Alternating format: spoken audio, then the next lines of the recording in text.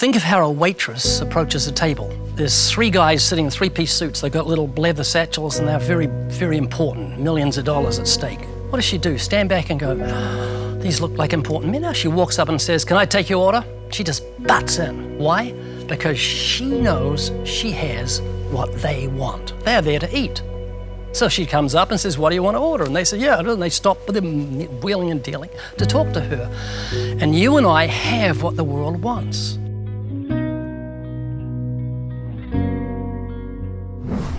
You're certainly a unique Christian and somebody who comes to Christ and says, oh, I've got my sins forgiven, I'm not going to hell, I've got eternal life. That's enough for many people, but you took that to the next level and then devoted your life to evangelism. Why did you do that? Why not apologetics? Why not prosperity teaching? Why not becoming a pastor? You were an evangelist. Well, if you're in a lifeboat and people are drowning around you, why not polish the brass? Why not eat soup? Or would you rather reach out and pull them in? So when you realize evangelism is on the heart of God, that's why Jesus died, then that's what you do. You follow in the footsteps of Jesus. Follow after me and I'll make you to become fishers of men. So every Christian should be utterly consumed in horror at the thought of anyone dying in their sins. Every day just about takes my breath away that there are people out there that don't know why they're alive. They're haunted by the fear of death. They've got no hope in the gospel. They're like a man on the edge of a plane, knows he has to jump. He's got no parachute, 10,000 feet. Horrified. That's what drives me to reach out to the lost, because if God has really taken your heart and changed you and written His law upon your heart, He will cause you to walk in His statutes. In other words, you will naturally love God with heart, mind, soul, and strength. And so the analogy I use when I talk about evangelism to Christians is say, could I ever get you to jump into a pond that's about 5 feet deep and it's got big chunks of ice in it and it's so cold it'll kill you in 3 minutes? You say, no. What's say a 4-year-old boy fell in there and his feet wouldn't touch the bottom and he's drowning? You wouldn't hesitate to jump in because love will do that. You'll grab him and pull him out. Perfect love casts out all fear. And the waters of personal evangelism are freezing. There's no denying that. But if we love sinners, we'll push aside our fears and grab them.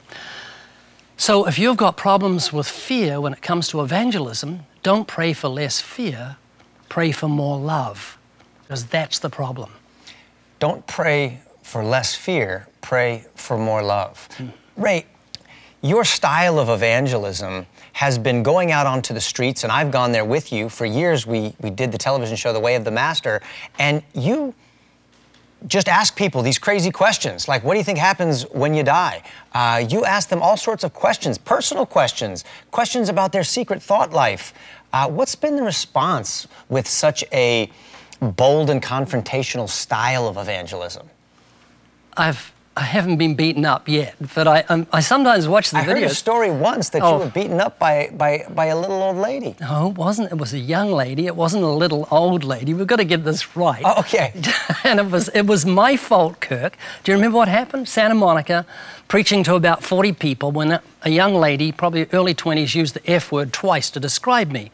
And I said, madam, can you watch your language? There are ladies present. No, that's what she said. That didn't go over well. And she says, I am a lady. I said, madam, you may be a woman, but you're not a lady. And that's when she ran at me like a bat out of heaven and started beating me up. I thought she was Mike Tyson's sister because she didn't scratch and pull hair. She just went, and she got in 6 punches. And then when I was on the ground, she said to my team who were holding her back, let me go, I want to get my handbag. And she didn't want a handbag, she just wanted to get in a kidney punch. Took 2 weeks for the bruising to go, but she doubled my crowd and she can come back anytime she wants.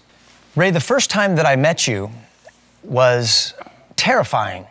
I had heard a message that you had given called Hell's Best Kept Secret. I thought it was a great title and I listened to it and it was a fantastic message because it helped me to share the gospel with my elderly grandmother. And I called you, we went to lunch together, and as we walked in the door, you began passing out these little gospel tracts, and they were in the form of magic tricks and optical illusions. And I was sitting at the table waiting for my lunch guest to sit down with me, and you were at table after table. And I thought, oh my goodness, he's one of those guys passing out gospel tracts. I was ready to hide underneath the table, but all the patrons were laughing and asking you for more of them. Your techniques of gospel tracts and street evangelism and open-air preaching and what some would call confrontational, one-on-one gospel sharing is not that comfortable for most people watching right now. Has it been effective? Whether it's effective or not doesn't really worry me. What I want to do is be faithful to what God told us to do. Go into all the world and preach the gospel to every creature. The way I know if someone's ready to hear the gospel is I ask myself, are they breathing? If they're breathing, they're ready. If they're dead, it's too late. So I want to share the gospel with every creature. And so I'm faithfully planting seed. And God's the one that brings forth fruit. And you said, is it confrontational? I'll tell you what's got rid of my fears more than anything else. Yeah. Because every Zacchaeus turns into a Goliath as I'm approaching him. And they never come to fruition, those fears. And the thing that's done it for me more than anything else is this one question: do you think there's an afterlife? I haven't mentioned God, Jesus, the Bible, heaven, hell, judgment day, sin, righteousness, all these things that make him and me feel uncomfortable. I've just said, hey, how you doing? What's your name? He says, Fred. I'm Ray, Fred. Fred, I've got a question for you. Do you think there's an afterlife? And people go,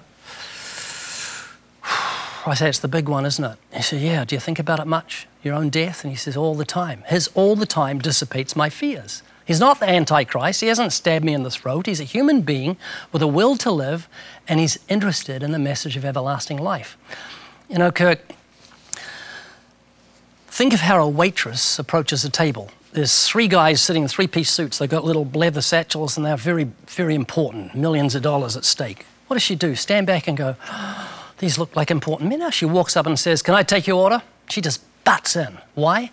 Because she knows she has what they want. They're there to eat. So she comes up and says, what do you want to order? And they say, yeah, and they stop with them wheeling and dealing to talk to her.